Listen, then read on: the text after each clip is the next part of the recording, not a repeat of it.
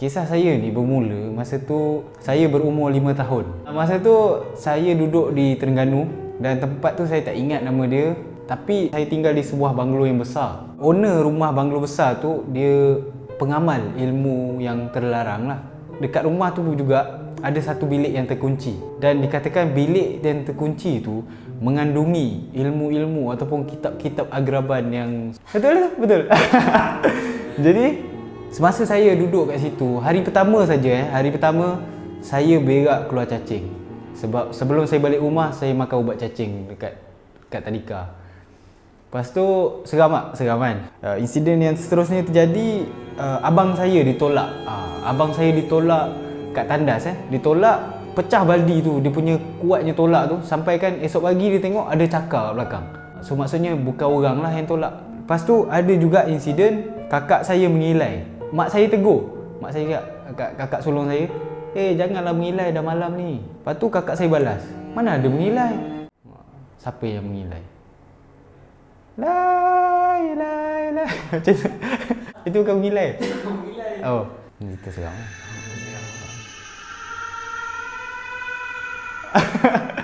Jadi cerita seram ni diteruskan sampailah ada satu hari tu, mak dan ayah saya diganggu oleh satu makhluk yang orang-orang lama panggil tuyul lah. Dan duit hilang, tak hilang semua, dia tinggalkan RM50 sekeping. Dikatakan mak dengan ayah saya ni dia sakit sebelah, bahagian sebelah je. Macam contoh ayah saya sakit belah kanan, mak saya sakit belah kiri. Sakit yang macam tu. Jadi atas saranan orang-orang kampung kat situ kata belalah ikan puyuh. Ikan puyuh kan menghalau benda tu kan. Nak tahu apa jadi? Ikan puyuh yang dibela dalam balang tu, esoknya semua dah jadi tulang. Dan saya masih ingat ada kesan tapak kaki, dan atas kesan tapak kaki tu ada tulang-tulang ikan puyuh tu.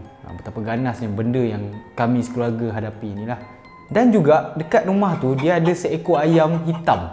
Dan ayam hitam tu ada telur, dia mengeram telur tu dalam 6 bulan tak pernah menetas telur tu. Dan saya ingat lagi pernah mendapat gangguan dan semua tidur dekat ruang tamu. Saya tengok ke ceiling, saya tengok kipas. Dan dekat kipas tu ada satu benda kuning yang terbang mengelilingi kipas tu. Dan saya masih ingat, saya kejut ayah saya. Bah, bangun bah. Kat atas tu ada benda lah terbang. Saya cakap, tidur je. Ayah saya main layan. Terbang. Ke burung murai? Bukan burung murai. Aku tak tanya ayah aku, burung apa tu? Burung murai. Tak ada. Ayah aku tak sempat nak layan.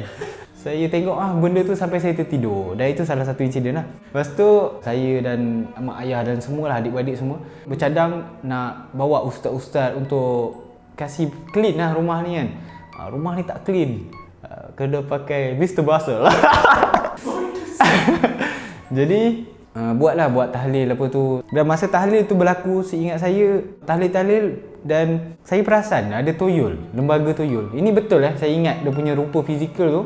Dia hijau, dia sedikit buncit dan dia dekat cermin macam tu. Dia tak adalah pendek sangat, dia tinggi juga. Macam dia budak darjah 2-3 macam tu. Dan dia ada taring dan mata dia merah macam tu. Ini cerita betul saya tak menipu lah.